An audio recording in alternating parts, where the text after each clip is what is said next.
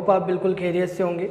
आज का जो लेक्चर होने वाला है, इससे लास्ट लेक्चर में हमने पढ़ा था एसी और डीसी के मध्य अंतर। ठीक है, एसी किसे बोलते हैं, डीसी किसे बोलते हैं, मैंने लास्ट लेक्चर में बता दिया था।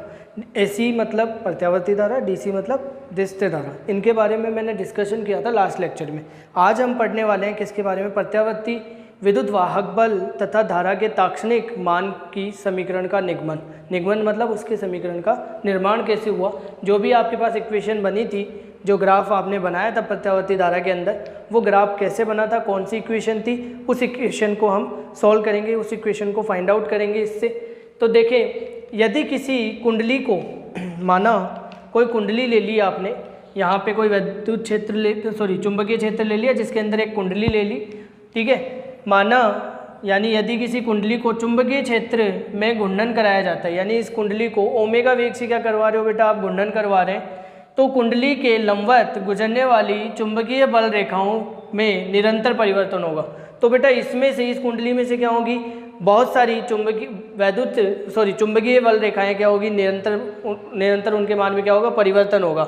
ठीक है, तो अगर परिवर्तन हो रहा है, अतः कुंडली में प्रेरित विद्युत वाहक बल उत्पन्न हो जाता है। मान लीजिए किसी कुंडली से अगर निरंतर चुंबकीय वैद्युत रेखाओं के मान में क्या हो रहा है बेटा, निरंतर परिवर्तन हो रहा है, तो वहाँ पे विद्युत वाहक बल उत्पन्न हो जाएगा। अगर विद्युत वाहक बल उत्पन्न हो गया तो वहाँ पे क्या होगा बेटा, धारा भी उत्पन्न हो जाएगी।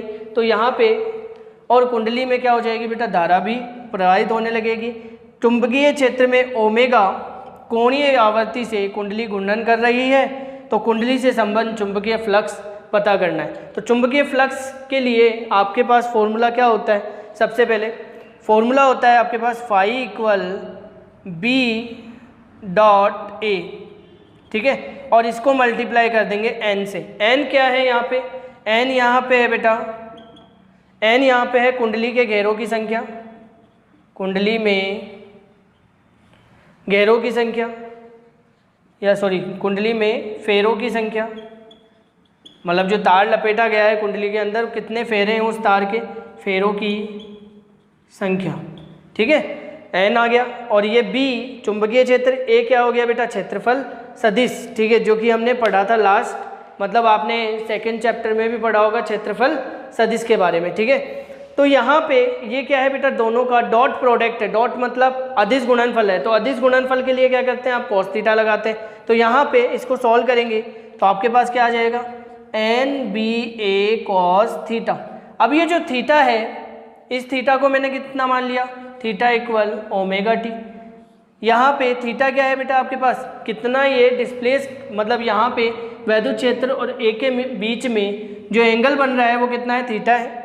थीटा इक्वल कितना, ओमेगा टी। ओमेगा टी क्या है, कितने कोणीय वेग से कितने समय में वो क्या कर रहा है बेटा, घूम रहा है। ठीक है, तो यहाँ पे रख देंगे N B A cos omega T. Equation number यहाँ पे आ जाएगी आपके पास फर्स्ट। ठीक है, ये आ गई आपके पास फ्लक्स का मान।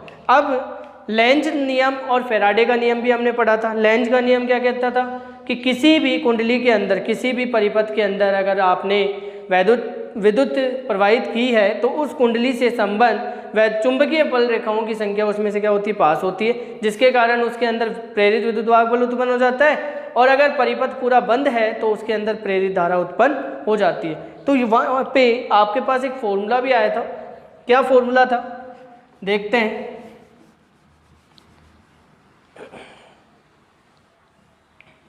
देखें, अब इसमें आपको क्या करना है, फेराडे का नियम लगा देना है। फेराडे तथा लेंज के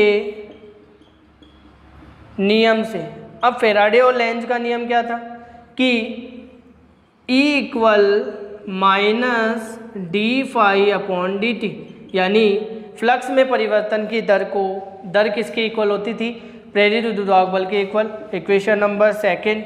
अब इक्वेशन फर्स्ट में आपके पास फाई का मान है, ये फाई का मान उठाइए और आप कहाँ रख देंगे, यहाँ पे रख देंगे। तो यहाँ लिखेंगे समीकरण 1 व 2 से, समीकरण 1 व 2 से आप क्या करेंगे, फाई का मान रख देंगे। तो फाई का मान कितना आ जाएगा, यहाँ पे ई का मान आ जाएगा माइनस, फाई का मान रखते ही ई का मान बदल जाएगा यहाँ पे, N B A cos omega T. ठीक है, यहाँ पे ये जो वैल्यू है वो कांस्टेंट है, बाहर आ जाएगी, N B A constant D upon D T cos omega T. अब कॉस ओमेगा टी का क्या करेंगे, आप अवकलन करेंगे। तो अवकलन क्या होता है, डी कॉस थीटा का अगर मैं अवकलन करता हूँ डी थीटा के रेस्पेक्ट तो माइनस साइन थीटा आता है। ठीक है, तो यहाँ पे कितना आ जाएगा, माइनस एन बी ए। बेटा कोस का करेंगे तो कोस की वैल्यू कितनी आएगी आपके पास, माइनस साइन ओमेगा टी। और ओमेगा टी का करेंगे मतलब चेन रूल लग जाएगा यहाँ पे, तो ओमेगा टी का करेंगे तो कितना आ जाएगा, ओमेगा। माइनस ओमेगा बाहर आ जाएगा तो माइनस माइनस क्या हो जाएगा, प्लस एन बी ए ओमेगा साइन ओमेगा टी। ये जो वैल्यू दिख रही है आपको, ये वैल्यू क्या है बेटा आपके पास, ई नोट का मान, यानी इसको हम क्या बोल देंगे बेटा, ई नोट। ठीक है, ई नोट जब आपने बोला तो ई नोट क्यों बोल दिया आपने इसको, ई बराबर ई नोट साइन ओमेगा टी। ये आपके पास फाइनल इक्वेशन आ गई। ठीक है, अब जहाँ ई नोट क्या है बेटा, शिखर मान। अब ये जो शिखर मान है वो किसके लिए है, विद्युत वाहक बल का शिखर मान। यहाँ लिख देंगे विद्युत वाहक बल का शिखर मान। अब कितना है, एन बी ए ओमेगा। ठीक है, ये तो किसके लिए आ गया, प्रेरित विद्युत वाहक बल आ गया आपके पास, विद्युत वाहक बल, जिसे हम बोलेंगे प्रेरित विद्युत वाहक बल। अगर आपसे पूछ लिया जाए धारा का मान, प्रेरित धारा का मान पूछ लिया जाए तो धारा कितनी लिखेंगे यहाँ पे, यहाँ पे धारा का मान आप लिखेंगे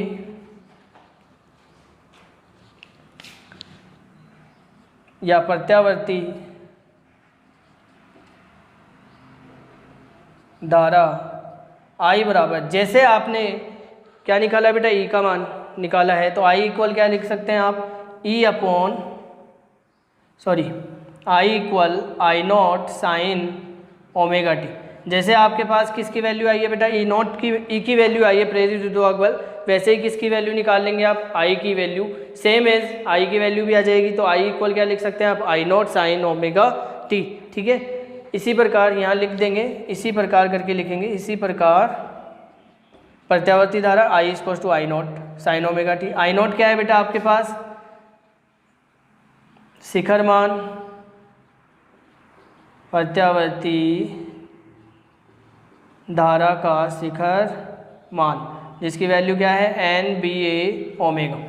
ठीक है, तो ये तो हो गई आपके पास किसके लिए बेटा, निगमन हो गया कि प्रत्यावर्ती विद्युत वाहक बल धारा, या लिख देना वह धारा के ताक्षणिक मान की समीकरण का निगमन हमने क्या किया, यहाँ पे पता किया है। ये तो रही आपके पास धारा का मान, और ये रहा आपके पास बेटा किसका मान, प्रेरित विद्युत वाहक बल का मान, यानी प्रत्यावर्ती विद्युत वाहक बल का मान आ गया।